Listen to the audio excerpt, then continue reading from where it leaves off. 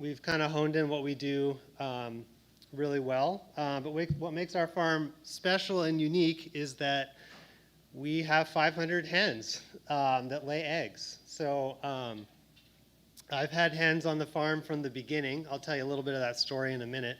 Um, but I've kind of kept it consistent from the beginning. We've had about 500 chickens. Right now I actually have about 450. I've downsized a tiny bit. And I keep them in 2 flocks that are a year apart in age. So I just got rid of my old layers who were 2 years old. I actually was at the Enumclaw poultry auction this morning, dropping off the last 40 old hens at the auction. And I made it up here in time from Enumclaw. I was catching chickens out of the coop last night. We keep them in 2 separate flocks, which I'll talk about a little bit more. But we sell our eggs primarily through our CSA and through the farmers market. And we do a significant amount of wholesale, actually, with the eggs to a local grocery store chain. Marlene's Market has a store in Tacoma and Federal Way. And we sell year-round to those 2 grocery stores. I drop off at one store, and they divide them up between the 2 stores. And so I'll show a breakdown of those sales a little bit later. But I wanted to start by talking about some of my motivations for having chickens on my vegetable farm.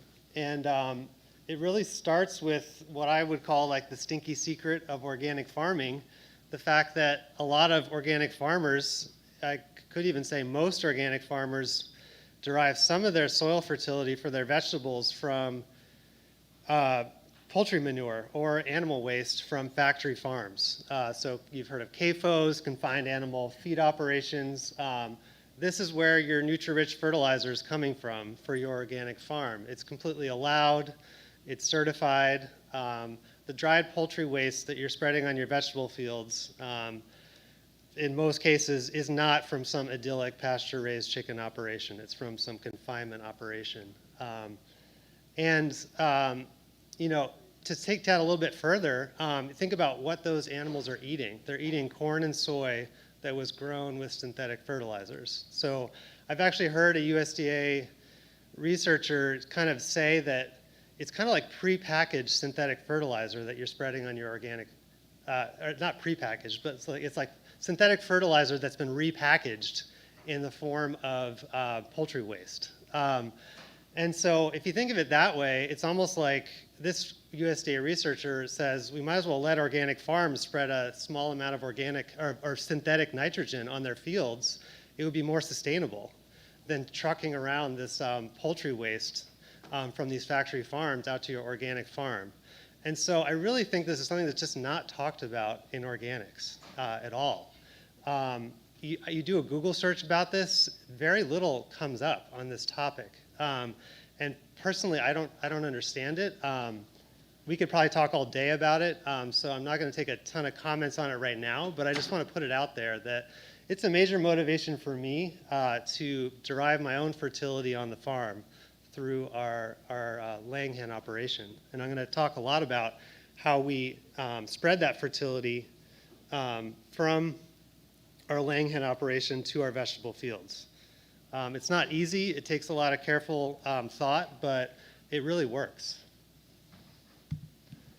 And so, you know, I'm going to show you lots of idyllic photos of my son Everett and our family out in the field with the farms, with the chickens. We love chickens, but I know that it's not for everybody.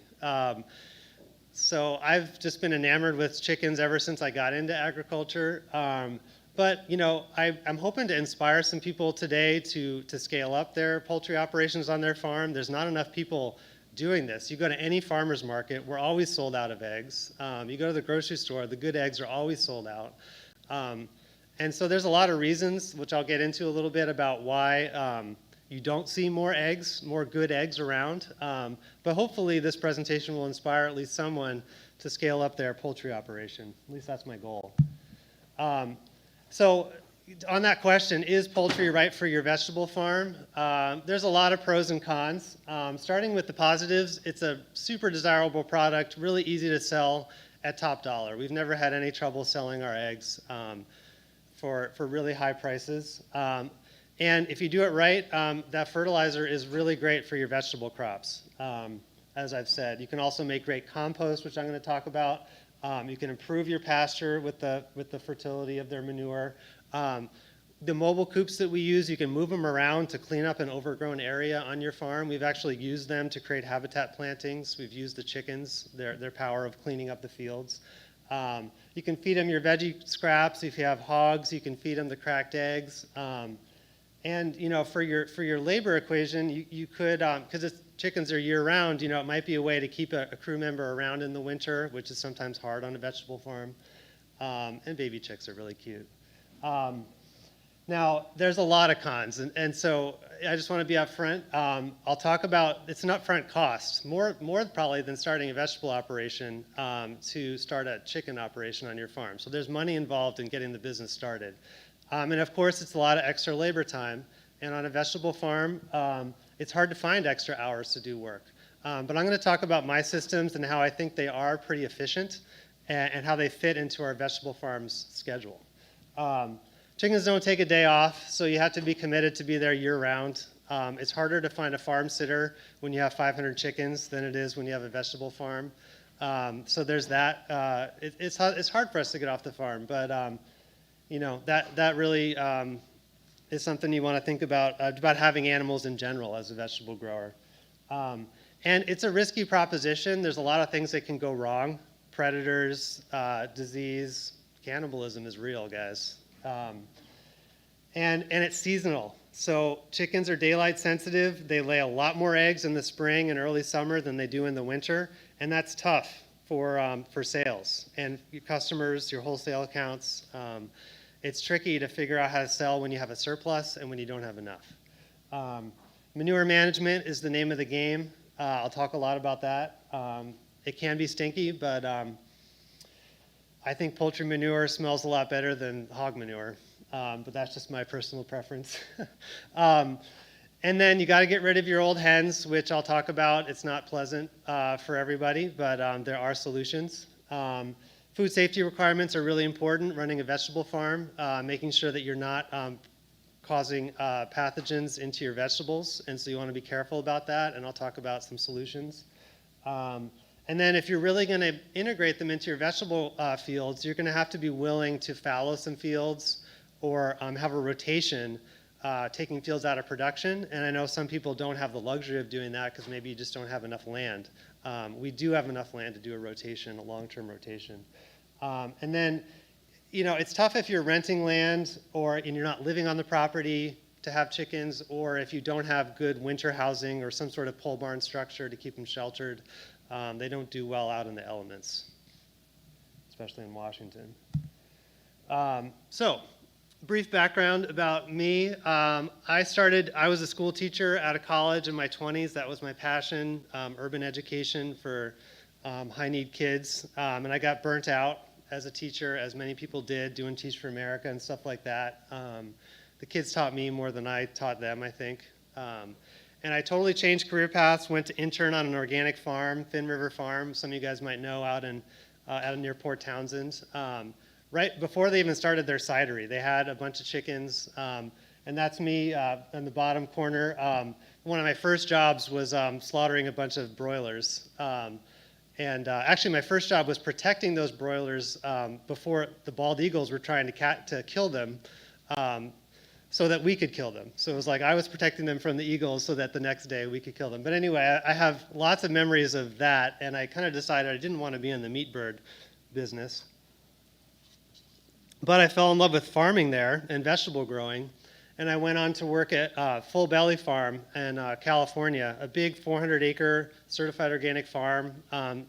They're pretty well known down there, one of the first CSAs in California. They sponsor the Eco Farm Conference, a really incredible farm that just does everything. And the pictures around there are all the operation at Full Belly. They had about 800 laying hens. The bottom left, that's a seed cleaner. They actually grew grain, which we fed to the chickens. So we actually grew a bunch of the feed for the chickens there. And I was a part of that. I got to grow an acre of sorghum as an experiment to feed to my chickens. I got to drive a combine.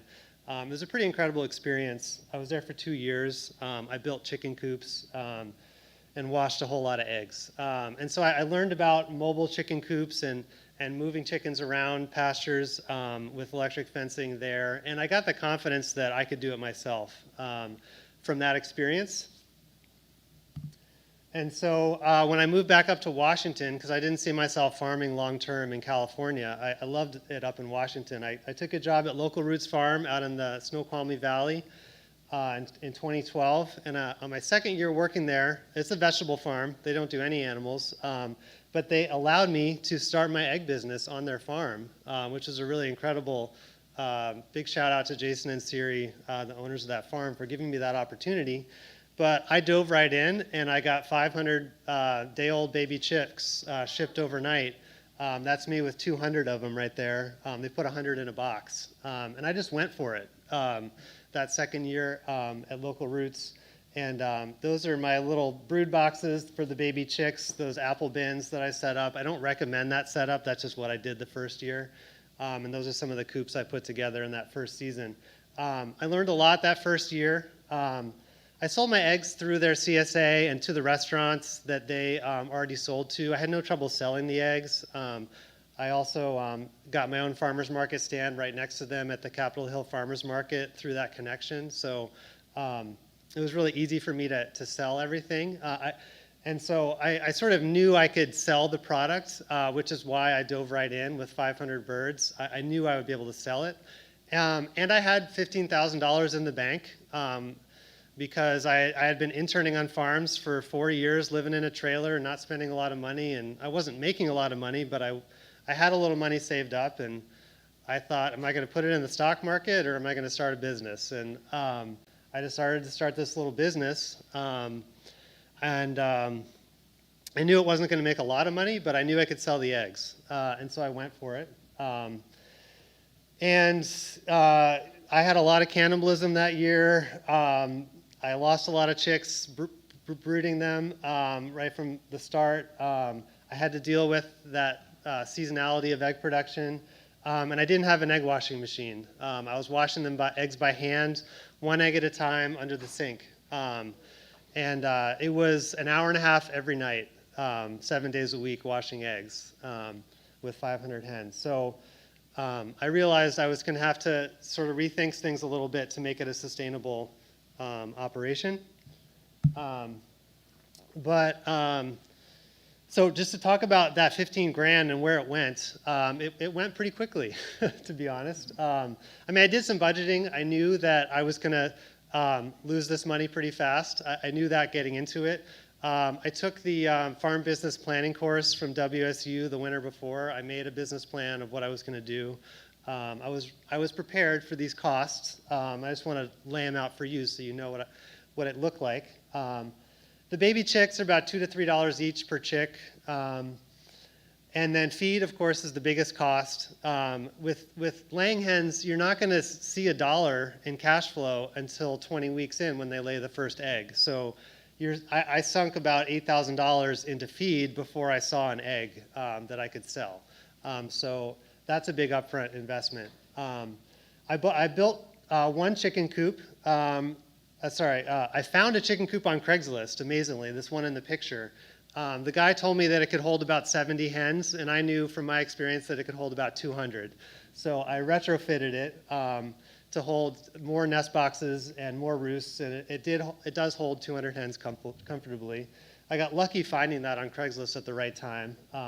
And then I built one from scratch, which I'll show you guys pictures of, and that was about $3,000. I bought the portable electric fencing, which I'll talk about. Egg cartons and labels, they're about 25 cents each. That's a cost. So by the time I got to that first egg, 20 weeks in, I had spent about $15,000. So just be aware, if you're going with 500 hens, that was 2013 dollars too, so it's more now. So that business, although I lost a lot of hens to cannibalism, my fiance and I bought a farm in Puyallup. I convinced her to buy a farm with me, and we did it. So we actually rented a U-Haul truck put the hens in boxes in the middle of the night, did not tell U-Haul what we were doing, and drove the chickens down to Puyallup over Tiger Mountain in the middle of the night. That was a long night. But we dumped them in the barn and started fresh on the new property in Puyallup in the fall of 2013. And just to talk about additional costs, I quickly realized that I would need an egg washing machine. As a vegetable farmer, I couldn't spend an hour and a half every night washing eggs by hand. So I found this machine. It's in the style of an Aqua Magic, or the Santa Touch is the new name up for them. This is actually a sort of a knockoff that a guy in Iowa makes. I wouldn't necessarily recommend buying from him. We've actually had a number of folks have bought a machine from this guy, and we've all had the same trouble with him. But he does make a good product. Anyway, you can email me if you want to hear more about it. But I did eventually get this machine delivered. It cost about $4,000. I was lucky enough to get a grant that paid for half of it. So I spent about $2,000 delivered to have this egg washing machine on our farm. And it really cuts the egg washing down from an hour and a half every day to an hour and a half twice a week, which is really much more manageable. And not only that, it's much more ergonomic. So you feel better. It's easier to use. You're standing up straight. The work is pleasant. On my farm, we have, in the summer, when I have crew, we have one person on either end running the machine. It goes really fast. And then you can listen to music, talk to each other. It's monotonous, but it's a pleasant job. And it is the #1 time sink for an egg business, is washing and packing eggs. So having the machine is really helpful with our vegetable farm, being able to cut down on the time.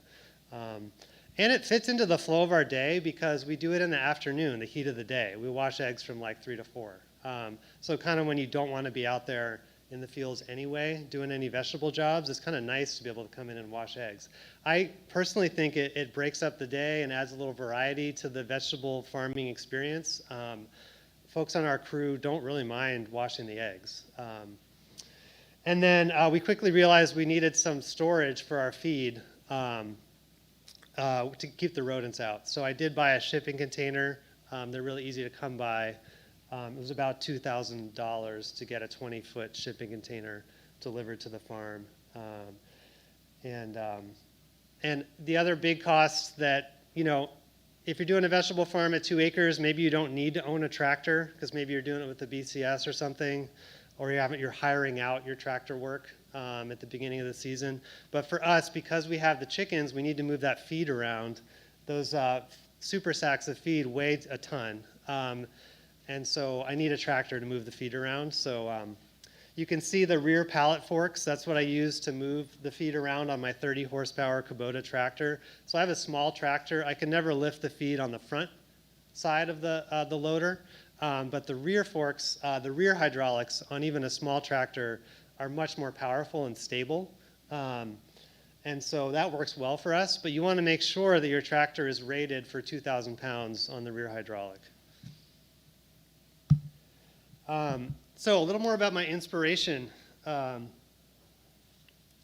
do pastured poultry. I found this book that was written in 1909, and a lot of really interesting tidbits. Really what we're doing with pastured poultry is going back to the way things used to be on small farms. And so there's some really nice tidbits. I'm not going to read it, but you can just read those yourself. Some really nice tidbits in that book about what type of farm is well suited for poultry and vegetables. And our property in Puyallup does have a nice fine sandy loam. So if you think about it, what we're missing in a sandy soil is nutrient holding capacity. Sandy soils drain. You lose nutrients quickly. Poultry manure provides those nutrients. Not only that, if we had a clay soil, having chickens around, it'd be a muddy mess pretty quickly. Sandy soil drains well, and having chickens out there doesn't cause as much of a mess as on a heavier soil type. So in my opinion, having chickens on a sandy soil on a vegetable farm is really nice. They provide that extra fertility that our sandy soil needs, but they don't make a muddy mess because we're not on a clay. So it's kind of the ideal soil for poultry. And then In terms of climate, I think Western Washington is pretty well suited for chickens. We don't really have extreme heat and extreme cold, which can affect egg laying production. The limiting factor is the wet. Chickens don't like the rain, so you need to have some winter housing for them. But as long as you have that, pasturing chickens in Western Washington, I think is really good. And then that little tidbit at the bottom, I mean, back in the early 1900s, folks were drilling cover crops into their vegetable fields to provide forage for their chickens back in the turn of the century. These are not new ideas. So looking back to our past, I think we can find some inspiration for really good ideas for what we do in sustainable ag. And I didn't put a slide up, but it turns out after my grandfather passed away, I found out that he was a poultry science professor at Oregon State in the 1950s for 2 or 3 years before he quit and became a businessman. I had no idea. So I have some pamphlets. He even wrote a pamphlet about cannibalism in poultry for the extension at Oregon State that my grandma gave to me. So unfortunately, I never got to talk to him about that knowledge that he had in the 50s, but if I were to guess why he quit, I mean, everything was shifting in that time in the 1950s to big factory farming, and what he was teaching was just not being practiced anymore, and it's coming back today, which is really exciting. So a bit on profitability. As I said, you don't want to get into doing chickens to make a lot of money. You probably would make more money doing broilers just because the meat birds, they're only alive for 8 or 10 weeks before you're able to slaughter them, so your feed cost is a lot lower.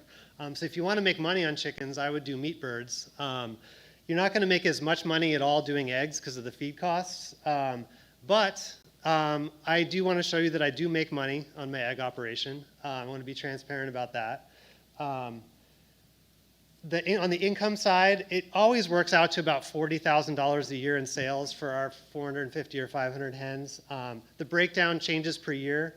With COVID, we did a lot less farmers market because this is 2020 when farmers markets was shut down until July.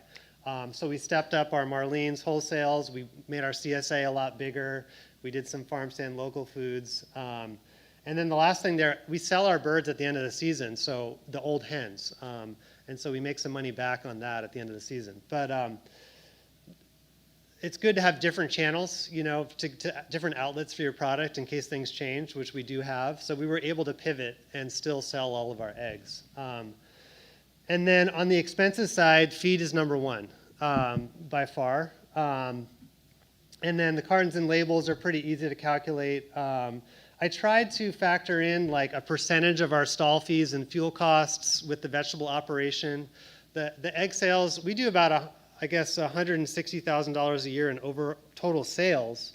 So the egg business is, in terms of revenue, it's about a quarter of our total revenue. So I tried to calculate about a quarter of our stall fees and fuel costs. And the labor one is the one that's really hard to calculate. On my farm, I should have said, in the summer we have 3 full-time crew that work on our farm. The last couple of years during COVID, I've been hiring employees. We used to do an internship program, and that kind of fell out the window with COVID. But so I've had employees paying better than minimum wage. So I just factored in that $15 an hour rate for labor. And estimated how much time my crew is actually devoting to chickens on a weekly basis. And then that's 30 weeks where I have crew. And then the other 20 weeks, the winter season, I don't have any crew. I sort of just manage the farm by myself. And I say I'd put about 400 hours in the off season, just kind of taking care of the baby chicks and managing our flock in the barn. So one way to look at that would be that, I'm able to pay myself $16 an hour over the winter to do my work. Another way to look at that, it's kind of the same as what I pay my crew, is our egg business is sustaining labor at $15 an hour. So I can pay my crew that and sort of break even with the egg business. So for you, it would matter, as the business owner, how much labor are you personally putting into it, and how much labor are you, paying out to someone else to do the work. If you're just paying others to do the work, you can probably break even. If you're doing some of the work yourself, you can probably make a little bit of money. But my perspective on the chicken operation is that I'm not doing the egg business to make money. I'm doing the egg business more to help provide fertility, free fertility for our vegetable operations. So there's a lot of benefit to my vegetable farm by having chickens, and I'm making a little money on it, but I'm reducing my fertilizer bill by having these chickens on the farm, which is what I want to talk about a lot today. So I'll stop there for questions about sort of the economics of the business before I get into the production. Yeah. You said you're obviously sourcing your egg washing machine. Like, why did you choose that machine? And like, what machine would you choose today? I love the machine. It works really well. I would just say, like, look for. Yeah, the question was the egg washing machine. Why did I choose that one? I would just say the Aquamagic or SaniTouch style of egg washing machine is very effective and has very few moving parts. Like if something breaks, just replace a belt. There's really nothing that can go wrong with it. So these Aquamagics, the company's not in existence anymore, but you can still find them on Craigslist all around the country, the ones that were built in the 50s. So I tried to find a used Aquamagic. That was the first thing I did, and couldn't find one. I did like a nationwide Craigslist search. They're just hard to find. So when I found this fabricator, we just kind of went with it because the price was good, and he actually made us a new one that works well. So some of them are longer and bigger, and they have like a dryer. They blow hot air, and then more brushes. I didn't find that necessary. We just move our eggs to a table and let them air dry with a fan. So I didn't want to have a longer machine because then you can't fit it in your garage. So I like the shorter one that just has the water and the brushes. And so it's more like the size. The smaller machines, there's one called like a Gibson. They're just slower. They don't work as well. And you're not allowed to use the ones where you submerge a bucket and agitate it in water. That's not allowed in the United States. So these really are the way to go, I think, if you're going to buy one for an operation. And in terms of scale, it did make me think of the thought. It's a big expense to buy this machine, so I kind of needed to justify the expense of the machine by having a scale of production. So that's why I chose 500 hens. I feel like if I only had 100 or 200 birds in the flock, I couldn't justify the expense of the egg washing machine. With a better economy of scale, I felt like it was a good investment. It paid for itself in the first year. We also get discounts on feed by being a larger scale of sales. Other questions about the economics? Yeah. What do you calculate your feed per hen? So I'll get into that a little bit later. Yeah. Also about feed, what are your opinions about like growing your own feed on the farm, or people growing their own feed on farms? Yeah. The question is about growing your own feed and how much does feed cost. I'll get into that when I talk about feed. Yeah. So on our farm, I just want to show you, oh yeah, one more question about the economics, yeah. Where do you buy your cartons? Yeah, FibroCorp in Tacoma, we have a local producer of egg cartons. They use paper recycled pulp from the city of Tacoma. You can go right to their warehouse and pick up your egg cartons. And you can get them for 22 cents a carton if you buy in bulk. So it's great. They actually just started up in Tacoma 2 years ago. It's awesome. Is that include printing? Not printing. They're just blank cartons. Yeah, we just put a sticker on them. I'll show you my sticker on the next slide. Yeah, so the lifespan on our farm, we start our chicks around Halloween. We get baby chicks delivered to our farm around Halloween. A lot of people start chicks in the spring because that's when you think of chicks hatching. But we get them from a hatchery, and they arrive at the end of our vegetable season for two reasons. One, it gives me more time because our vegetable season is ending. It gives me more time to take care of the baby chicks than in the spring when I'm super busy with starting seeds. And they start laying in March and April, which is sort of the beginning of our vegetable sales season. So we have the eggs at the same time that we're starting to sell the vegetables. So it aligns with my schedule better as a vegetable grower. And so when they're about 2 to 3 months old, we let them outside for the first time. I'll show you the high tunnel that we keep them in. I'm just going to fly through this and then show you guys some pictures. We let them outside at about 2 to 3 months old. We train them to go into our mobile coops when they're about 3 to 4 months old, right before they start laying. And then we actually put them back out on pasture when they're about 5 months old when they first start laying. I want to have them out on the grass when those first eggs start laying to get the benefits of the greens in their diet. And then I'll talk about this a little bit more in detail with some photos, but when they're in the summer, in the spring, May and June, we move them to fields that were either cover cropped over the winter or fields that have stubble from our vegetable crops of the previous year. So maybe they'll mow down the kale that's still out there in the field, or they'll eat down the rye vetch that we planted over the winter. And then later in the summer, we move them to a permanent pasture that's always in pasture, it's always in grass, to get them away from the vegetable production area when we're starting to use those fields for vegetable production. They're on that pasture all summer, and then when November comes and the rain comes, the fields get too muddy for us to get our tractors out there and move those chickens around, so we bring them up to the barn for the rainy season, and they roost in the barn. I'll show you some pictures of that.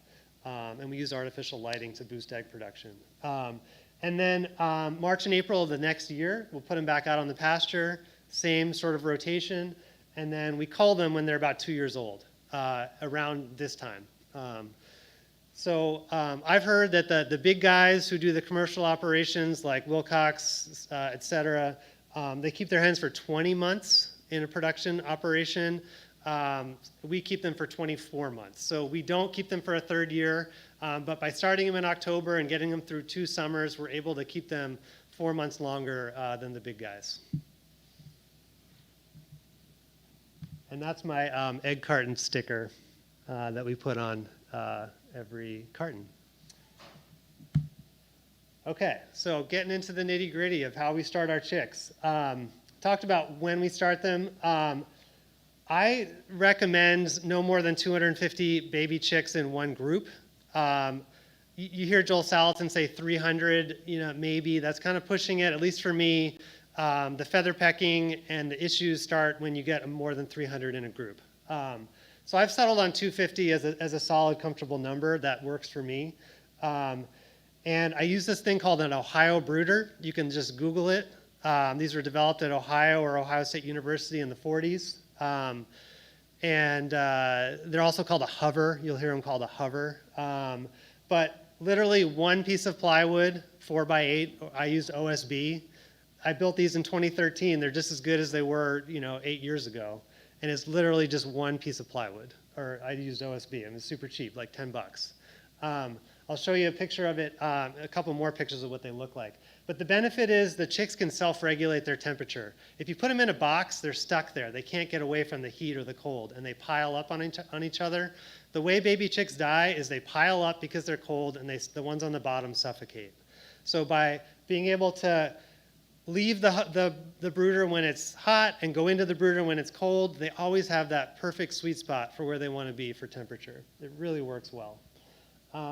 And I keep them in this high tunnel that we use for seed starting in the spring until they're about 2 or 3 months old to keep them away from the Cooper's hawks. Cooper's hawks, we actually had a little crack of the high tunnel open for ventilation, and a Cooper hawk got in through that tiny crack and was picking off baby chicks one time. So it's really important. I mean, if you put them in a greenhouse, it can get even pretty hot in there. So you want to think about ventilation.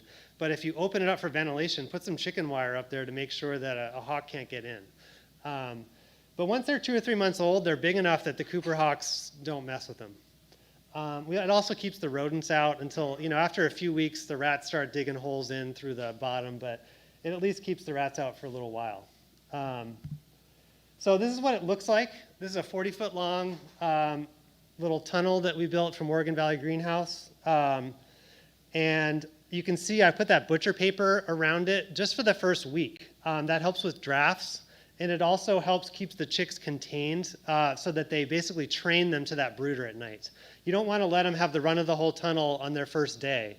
They'll all pile in the corner and huddle. The reason I put that in an oval is you don't want any corners because they just flock to corners. I don't know why, but it just always happens. And they pile up and they suffocate. That's what it looks like at night, and you can kind of see the heat lamps. You see they're just affixed to the side, and so there's 3 heat lamps in each brooder. We actually use 175 watts. So you don't really need the 250s, and they're just off the ground. They don't have a cover. You would think it's a fire hazard, but it's not because they're fixed there. Nothing's going to catch on fire. The only problem I've ever had is like when they get a little older, they might peck at the heat lamp and actually break the glass. But it does work really well. Questions about that brooder system? What's that? Yeah, it's a wooden lid that fixed right on there, and then you put some straw on it or sawdust, and then when the chicks get older, they hop right on top. So as they get bigger and they need more space, they actually start spending the night and sleeping on top of it. And the sawdust that you put on top helps insulate it and keep it warmer. It's a really cool design. And so these tables on the right there are, those are seedling tables that we start seeds on in the spring, which you'll see in the next photo. There it is. It cleans up pretty good, surprisingly. I do scrape out some of the manure every spring, and I lay down a whole bunch of mulch, a whole bunch of wood chips every spring. And people who come to the farm have no idea that there were baby chicks in there for 3 months. Okay, so now I'm going to talk about taking those chickens out to the pasture. I recommend the Premier One brand of portable electric fencing. We've mostly used 100-foot length because it's more easier to carry around, but you can also get a longer one at 164. It's nice to have one that's longer because then if you know your dimensions of where you're putting them gives you a little more flexibility. I also have accumulated enough of these fences that I can set a set of them up in advance. So the way that we move our flocks around the farm is at night the chickens will go in and roost. I feel like there's some photos here that are missing. Maybe oh yeah, there we go. Okay, never mind. The chickens will go in and roost at night, and we just close the doors, hitch it to our tractor, and drive it to the next spot. And so if we have the next area's fence set up already, I have my crew set up the fence during the daytime. When it's after dark, as soon as it's dark, I'll drive out there with the tractor and just drive the coop to the next spot and just close that fence that's already set up.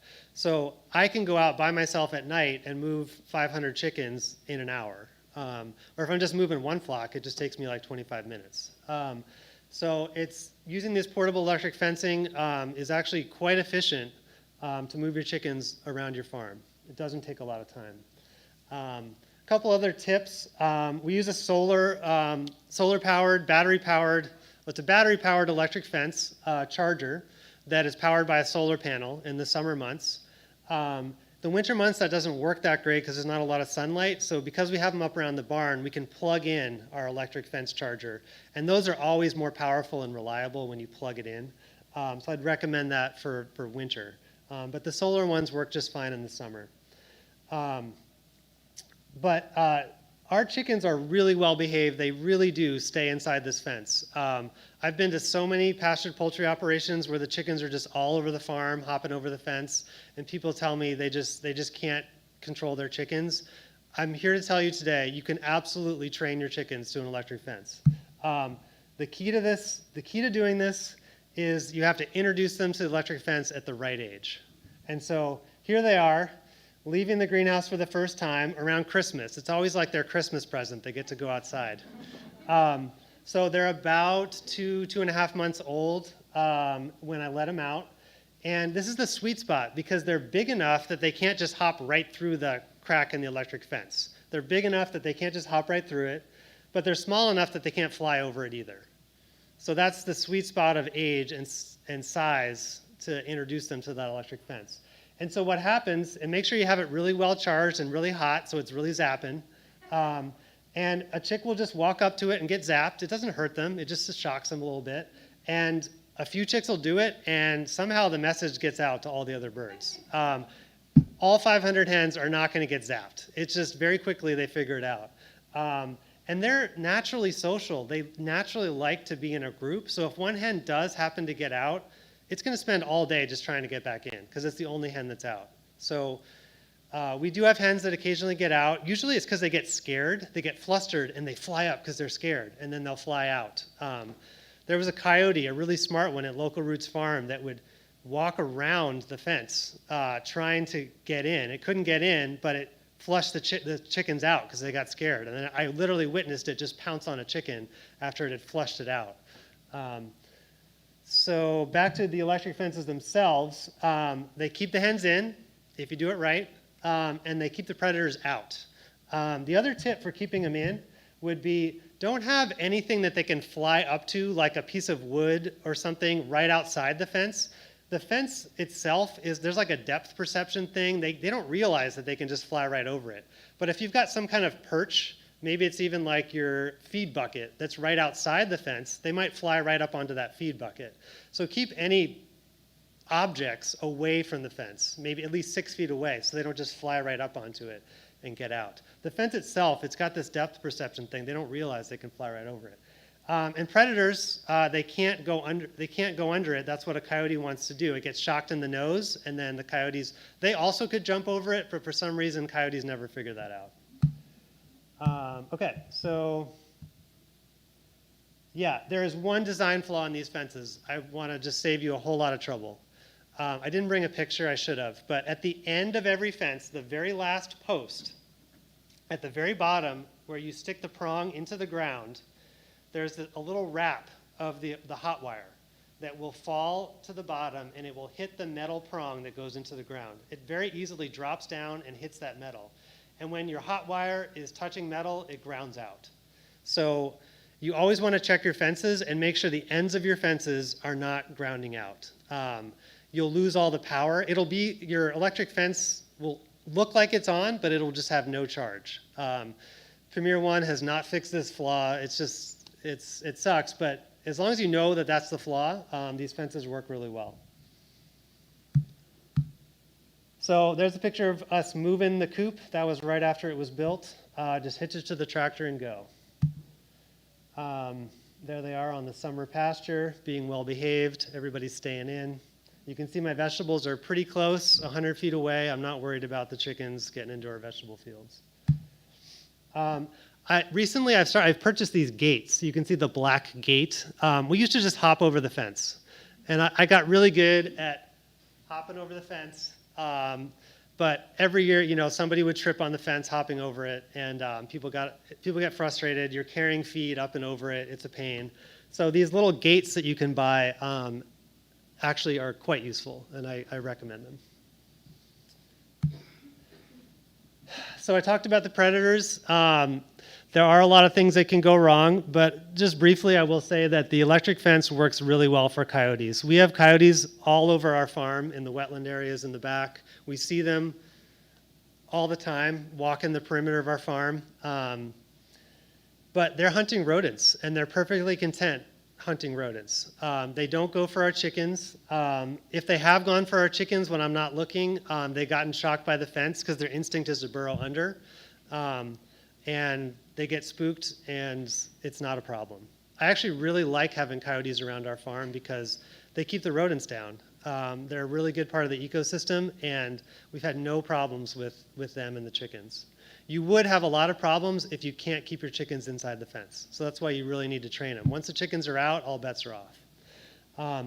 Eagles and hawks are a little bit more of a concern, and I will just briefly say that strength in numbers is important. I hear so many times about backyard flocks, chickens getting picked off, but it's something about having a lot of chickens. Bald eagles, notoriously, like Ben Franklin didn't want them to be the national bird because they hunt for dead animals. Like, they're not going to go out and kill something that's alive. That's not their instinct.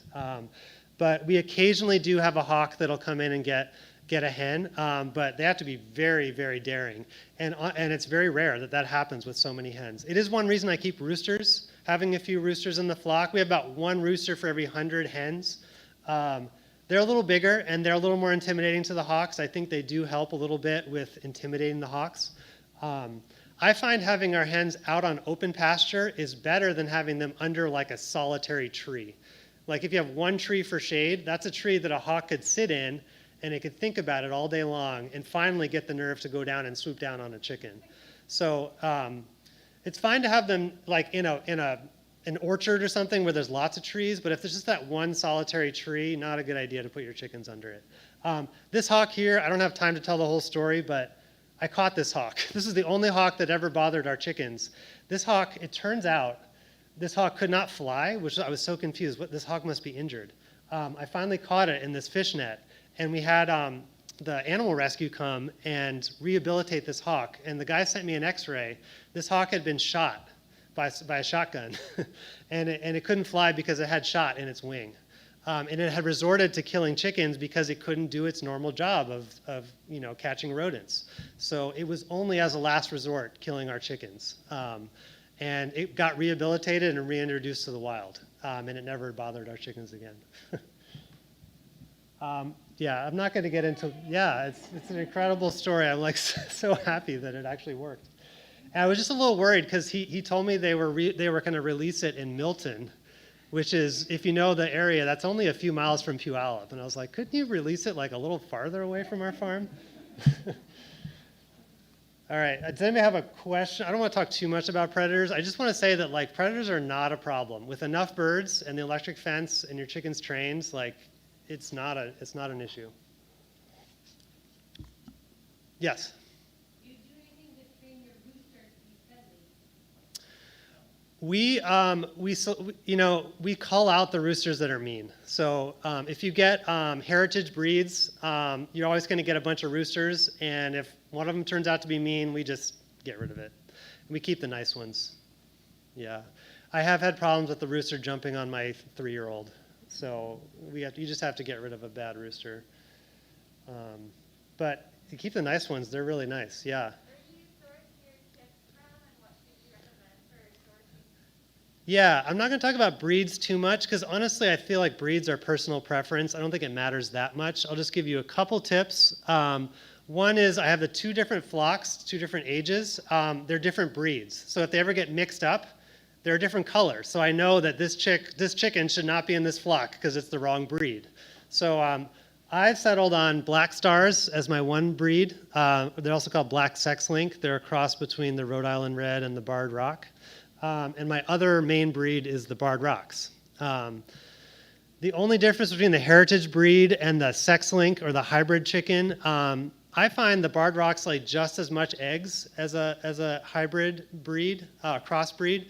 But those hybrids, those crossbreeds, the sex links, they lay bigger eggs right from the beginning. So you get an almost large egg right at the start, whereas the heritage breeds, you have those pullet eggs, those medium-sized eggs longer. Which can be difficult for pricing. But they do size up eventually, and they lay just as many eggs, the barred rocks do. We order from Privet Hatchery in New Mexico. A lot of people order from the Iowa hatcheries like Murray McMurray or something, but Privet is a little closer to the West Coast, and I think they have good genetics, and they've been very reliable. The chicks come, they're all alive when we get them, 100%. It's very rare that there's a dead chick that arrives. Yeah, Larry. Yeah, Privet. Right. Yeah, what Larry's saying is Privet, they keep their own strains and their own lines. They don't buy in flocks just to meet an order. Yeah. And so I would avoid the red sex links. That's my only tip. This is my experience. They lay an extremely large egg. The very first egg they lay is like large. But to produce that egg, they eat a ton of feed. So if you think about it, organic feed is your limiting cost. So if you need to feed them a bunch more to get the big egg, it's not worth it economically. And because they're so voracious feeders, the cannibalism and the feather pecking seems to be worse with the red sex links. That was my experience a few years ago. Maybe if I did it again now with my better systems, but I've avoided the red sex links. Yeah. Do you get a higher, do the barred rocks get a higher market weight than the sex links? They're about the same. Yeah, because they have the barred rock in them. The black sex links are bigger than a red sex link. They've got the barred rock in them. I really want to get into the vegetable side of things, so I'm going to skip forward a little bit. I think I'm not really going to talk about the building a coop other than put your nest boxes on the outside so you don't have to walk in the coop every time to collect eggs. And We used, put the roost all at the same height so that they're not all fighting to get to the top. All the chickens want to be up high. Just put all the roosts at the same height. And then we use expanded metal grating as our flooring, but that's expensive. You could use welded wire, woven wire flooring, but have a flooring where the poop can fall through to the ground, because otherwise you're gonna have to go in there and clean it a lot. You're gonna have fleas and mites. We clean these coops out once a year in the winter when they're not in them. I power wash them once a year, and I don't have to worry about them getting dirty at all. I keep the coops in the grass pasture. I never put them in the vegetable field because that poop falls at night in that one spot.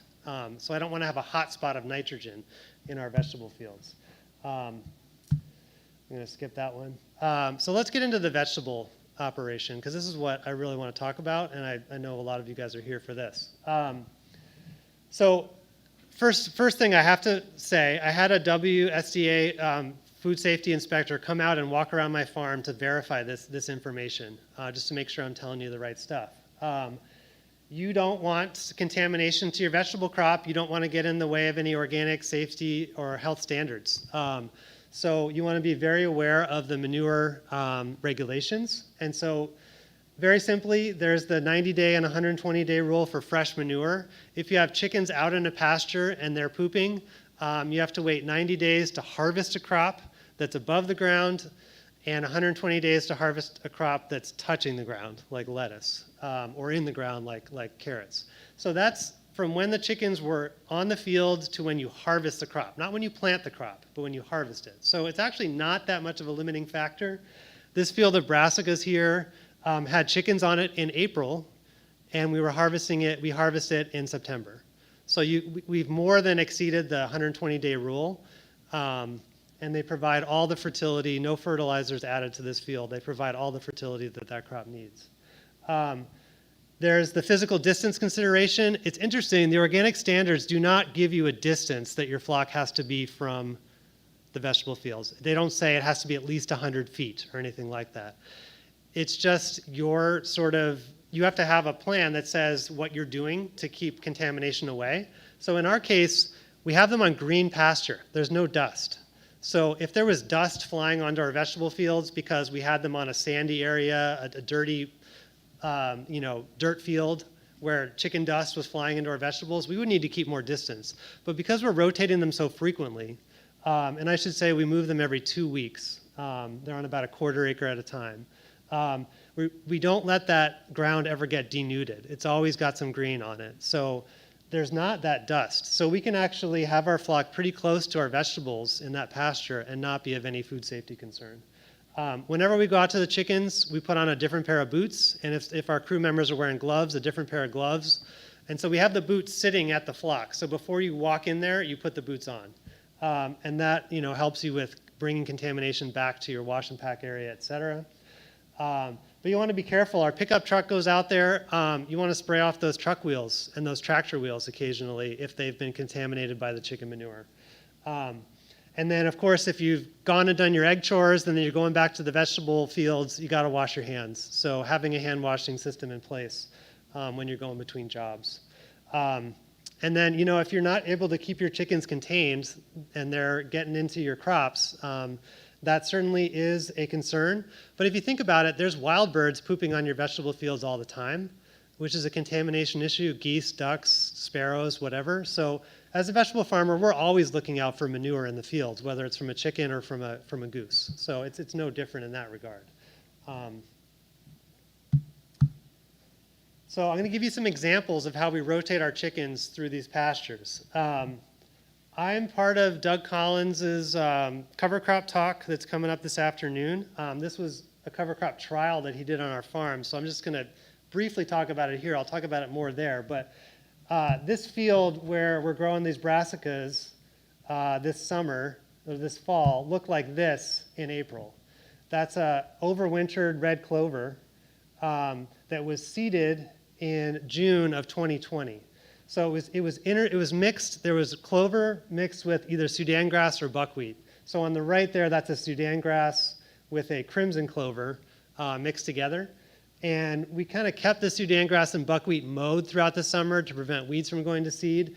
And then that clover overwintered Interestingly, the crimson clover died over winter, and the red clover survived. Big difference. So the red clover was the winner in that regard. So our chickens grazed in April this red clover. We put them right on it. We have the coops in the grass walk path.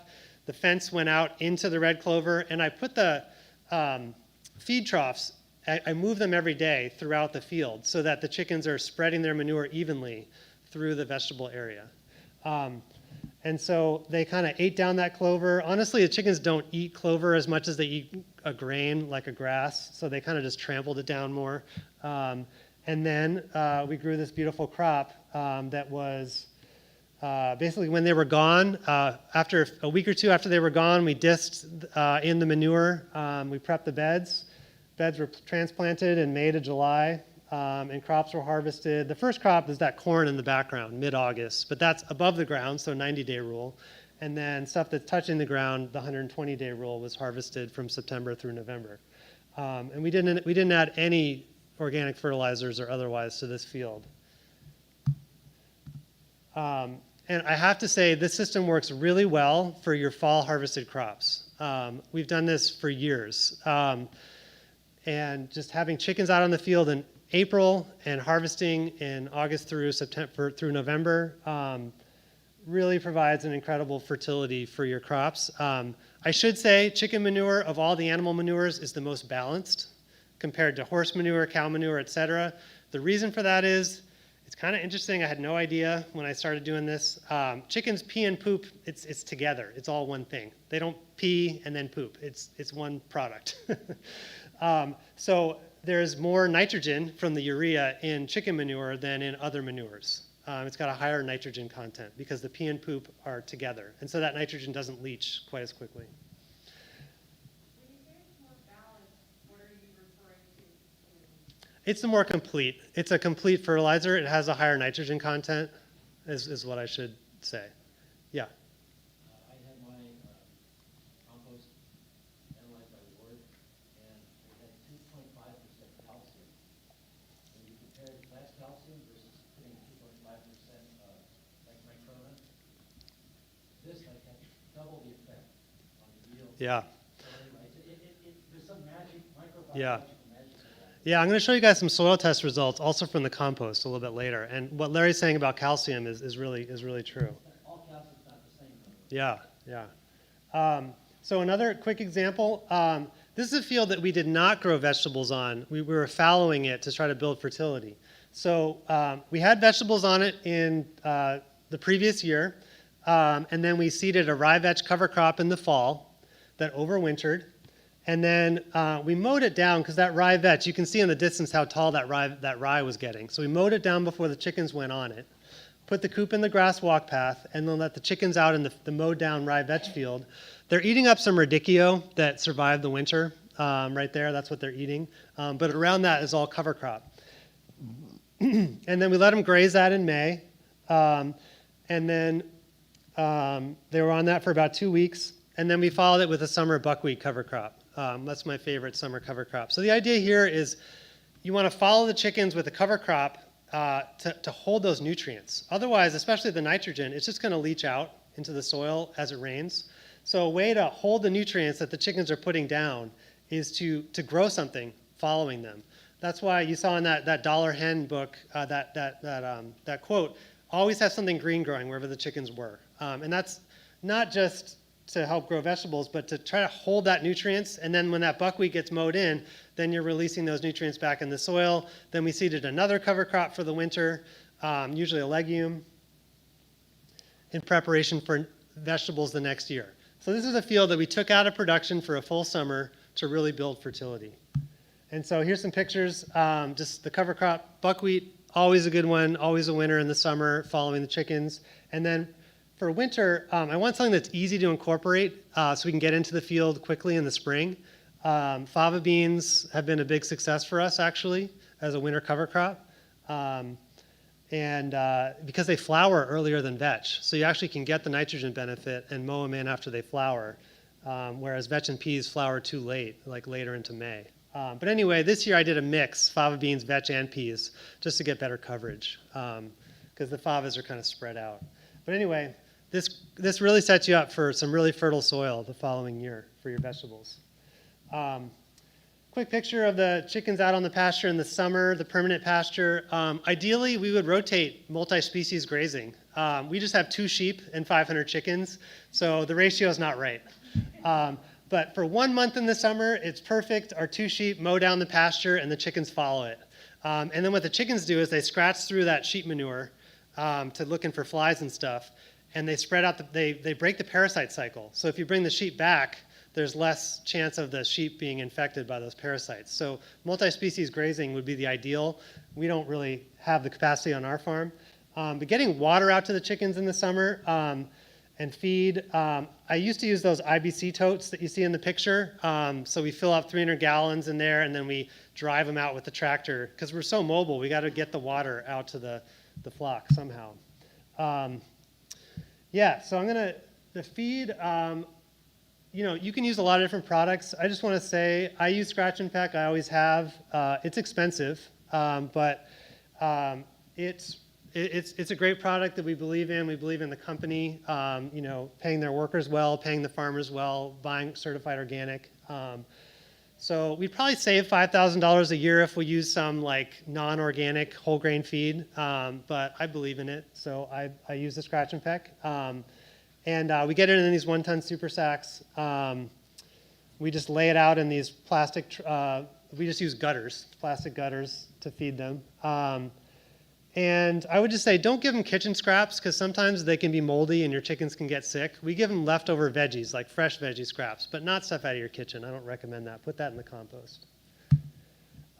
We ferment the Scratch and Peck feed. It's pretty cool. In 5-gallon buckets, fill them about a little more than half full, and just fill it with water and stir it once a day. And in the summer, it's fermented in 2 days because it's warm enough. In the winter, it's 3 or 4 days because the temperature isn't as warm.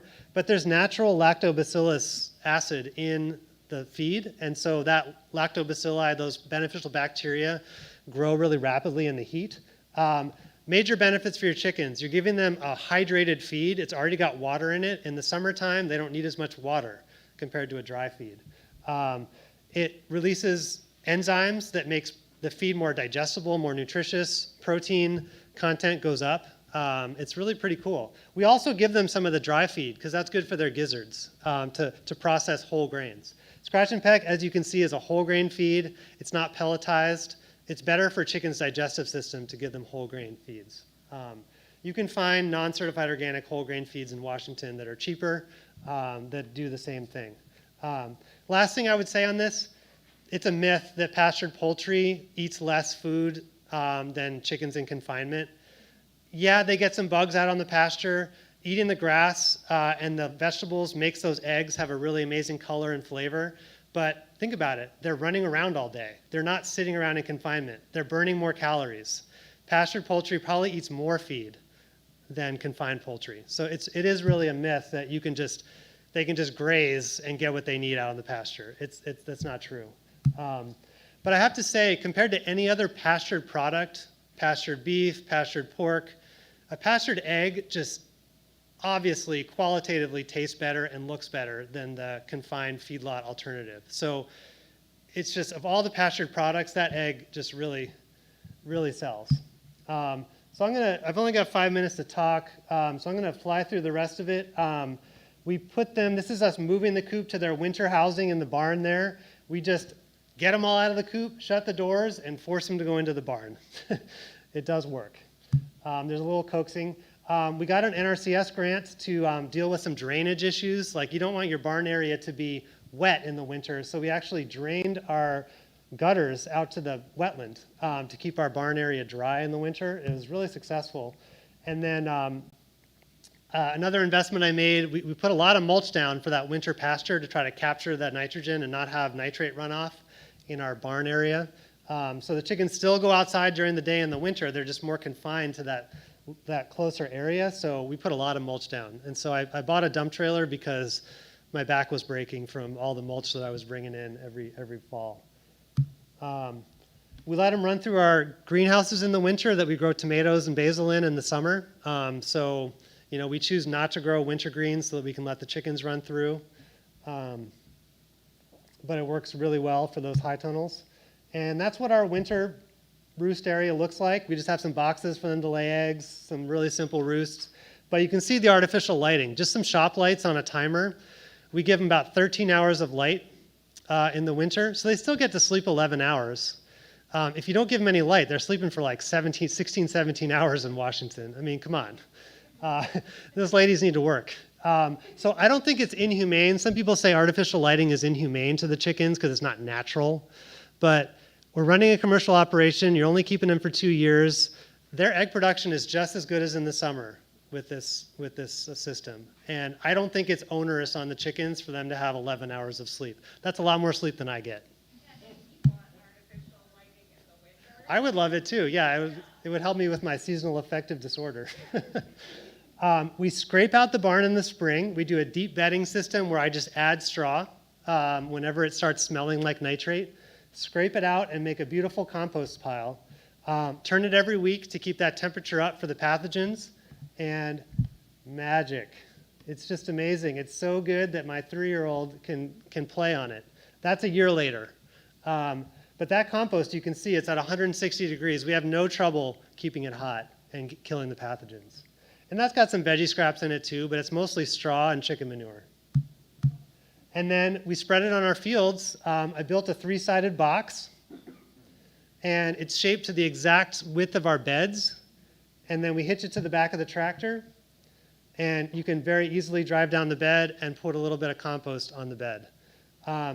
This is not a lot of compost for 2 acres, but we use it for things like Brussels sprouts that really could use that extra boost of fertility throughout the season. And it's amazing stuff. I'm going to show you guys, it's one of my last slides, I'm going to show you guys the soil test. So on the top is a winter squash bed. We do our soil testing at the end of the season. This is an NRCS. We're in a nutrient management plan with NRCS. They want to see whether the fields have used up the nitrogen and there's not any excess nitrogen sitting in the field at the end of the season. That would mean we'd have nitrogen runoff and leaching into the soils. So this is that field that had the brassicas in it as well. The chickens were there in April. So at the end of the season, first thing I want to show you, on the top one is squash, the bottom one is Brussels sprouts. The squash did not get any compost. The Brussels sprouts did get a layer of compost. The one big difference you see on that chart, the third number is phosphorus. A lot more phosphorus still there from the compost. If you think about it, that's concentrated poop that compost is, so it makes sense that there's a lot of phosphorus, maybe an excess amount of phosphorus in that compost, so we want to be careful with how much compost we put down.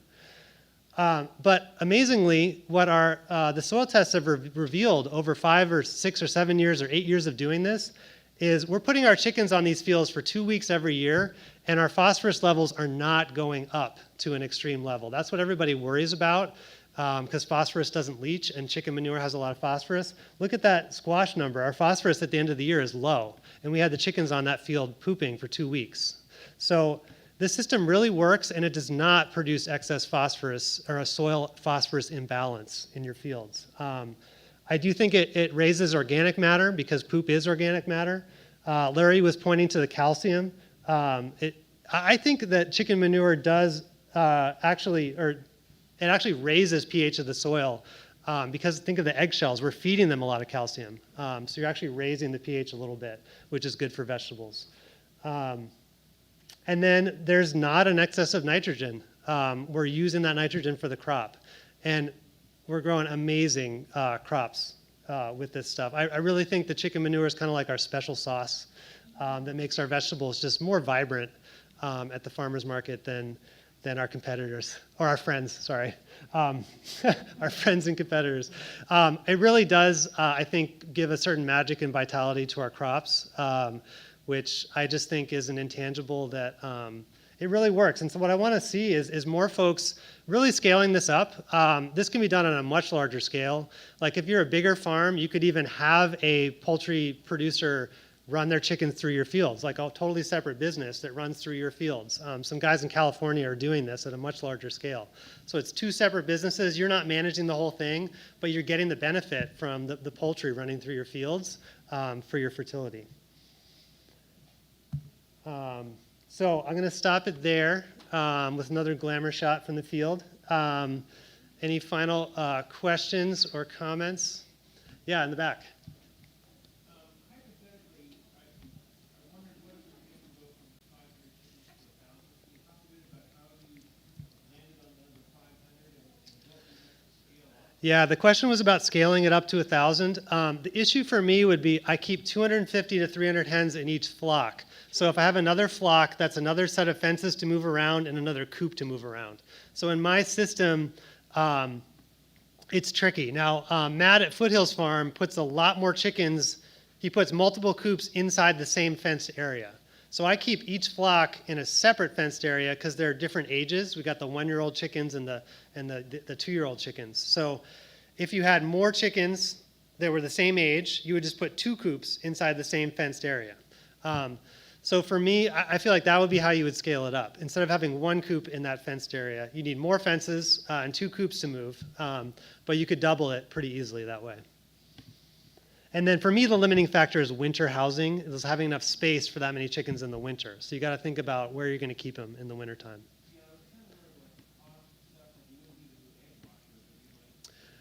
Yeah, our egg washer sits not running most of the week. So yeah, there wouldn't be any excess costs other than just another coop and just, yeah, the more time of moving the coops, more fences. Yeah. Oh, sorry, other questions, Doug? Did you say now you move to washing twice a week? Yeah. So you just collect eggs daily and then store them? Yeah, you want to collect eggs twice a day, and eggs do not need to be washed. That's a total myth, too. I didn't get into that at all. You don't have to wash eggs. That's just literally like in the 1950s, the U.S. decided they wanted to sell some egg washing machines. It's a whole story. You should look it up. Eggs in Europe are not washed. There's no requirement for washing eggs. So we just leave those eggs in a cool place. You don't want them to get hot, right? So have a cool place to store them in the 60s. You know, don't let them get over 75 degrees or so. And they're fine just sitting there for a few days until we wash them. Once eggs are washed, the cuticle, that invisible membrane, is washed off. That's protecting pathogens. So once you've washed the eggs with something abrasive, you need to put them into refrigeration. Yes? What do you keep the eggs in while you're storing them? Yeah, I don't think there's a picture of our egg baskets, but I just use the wire baskets that hold about 15 dozen eggs. Yeah. Yeah. Can you speak to the practicality of growing your own feed? Oh, right. Yeah, thanks for coming back to that question.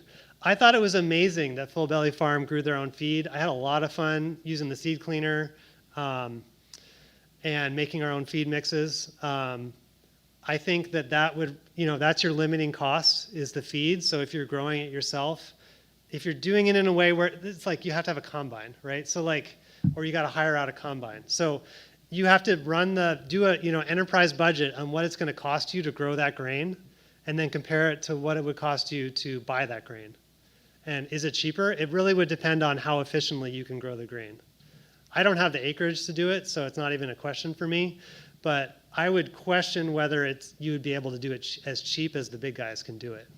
Do you remember, does Full Belly Farm? Yeah, Full Belly. Do you remember how much acreage they had for their 800? Well, yeah, I should say, I didn't say that earlier. You want about an acre for every 100 hens to be able to rotate them carefully through a pasture. There's so much to teach here that I can't get it all into an hour. Yeah. So that number, an acre for 100 hens, they go through pasture pretty quickly. They can denude it, even a sod pasture pretty quickly. A vegetable field, they'll go through very quickly. So you need to have enough acreage to be able to really effectively pasture your hens without denuding and destroying your pasture. So I would use that 100 hens per acre as a guide for how much acreage you need to do it right. Because once you've denuded a field or put too much nitrogen down, it's hard to get that field back. We've never had that problem because we rotate them frequently enough and we have enough acreage to be careful with it. And the places where they have to be confined for longer, we're putting a ton of mulch down to capture, a ton of carbon down to capture that nitrogen. Yeah. Can you talk about that acre of sorghum that you grow out? Yeah, sorghum is a great chicken feed. Paul Muller at Full Belly, who supervised me on that, was really impressed with the yield of the sorghum. And then, it's a chicken feed that's highly palatable for chickens. Not a lot of protein, but yeah, they love it. A lot of people will grow like sorghum or broom corn and then just put the chickens out in the field. Like you don't need to bring it in with a combine. You can literally just like cut it down and just let it sit on the ground and let them just peck it up. Yeah, so there's a lot of opportunities here with grain growers or growing grain to just put them out in the field where the grain is and just let them forage on it. You just want to be careful. You need 16% nitrogen, not nitrogen, 16% protein in their diet. So grain doesn't have that, so you need to make sure they're getting the right protein percentage to lay well. That's the tricky part when you start messing around with your own feed. You want to make sure you keep the protein where it should be. Yeah. Can I possibly see this slide again that was your first chicken cover crop rotation on vegetables?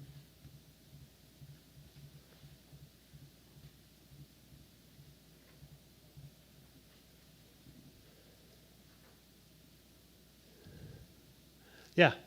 You mentioned that your first year you had some issues with your breeders with cannibalism, and I know that can be a real problem.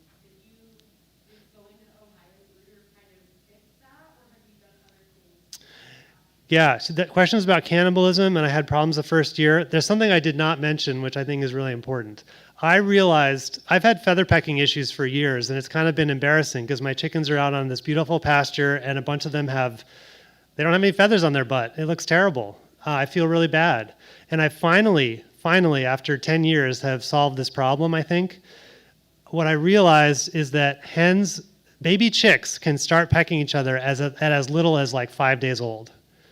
So when you use when you use the Ohio brooder system, it's not perfect. If they're confined in too small of an area, they'll start pecking at each other. If they're bored and they don't have enough to do with the numbers of chicks. So what I didn't say, and thank you for reminding me, is that piece of butcher paper that I put around in the oval, I only keep it on for a week at the most. And then we just take it off and let them run through the whole tunnel. When I used to keep it on for 2 weeks, and I think in that second week, they started pecking each other. And when feather pecking starts as baby chicks, it kind of never ends. So that has been, I think, the one thing I changed that has made a huge difference. This year, we only had them on that butcher papered area for 4 days, and then I just took it off. And we were a little scared because the chicks were so tiny running through that tunnel. I was worried they were going to like sneak out through the plastic or something, but they were totally fine. And we've had no feather pecking. So then what is your expected loss every year if you don't live with like Oh, yeah. So the question was, how many chicks should you order expecting to have some loss, kind of like you overseed a vegetable crop? That's a great question. In the flock, we usually get about 25 chicks more than we need. To be careful, I would say 50 more than you need if you're doing 200 or 300. And then in the spring, when you have pullets, you can just sell them for $30 each or whatever to backyard gardeners who want to have some chickens. So you can sell the excess if you have too many for your coop.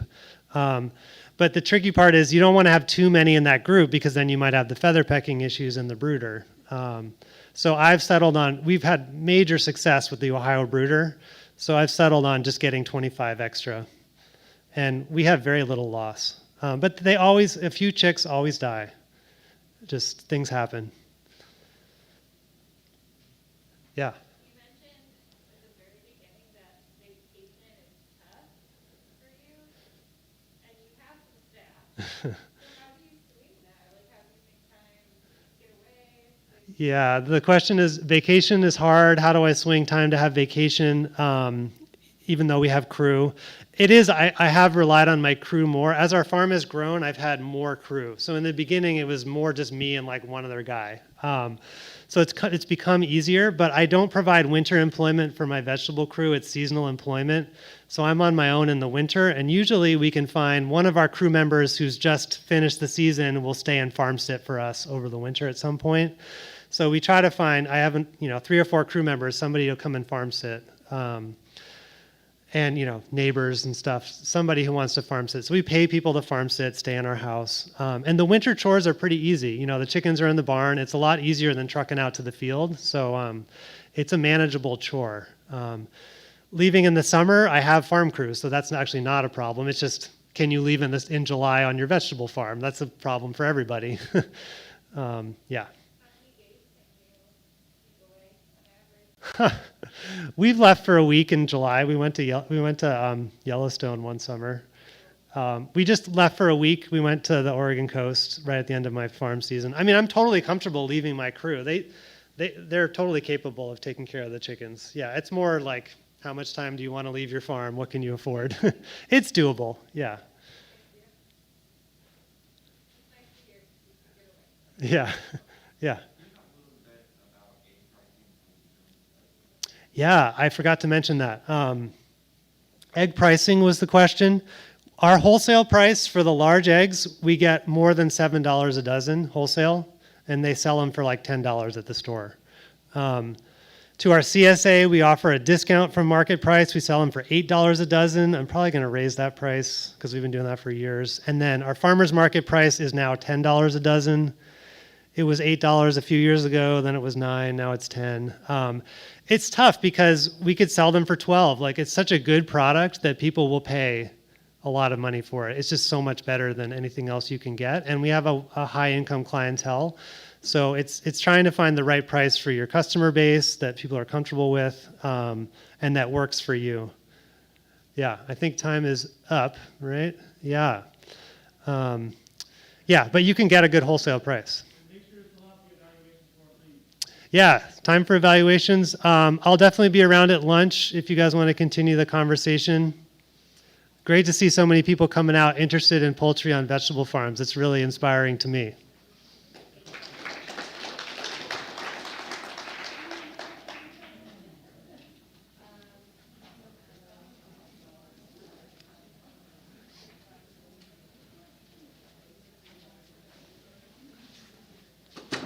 Thank you, that was a great presentation. Thanks. Great speaker. More, thank you.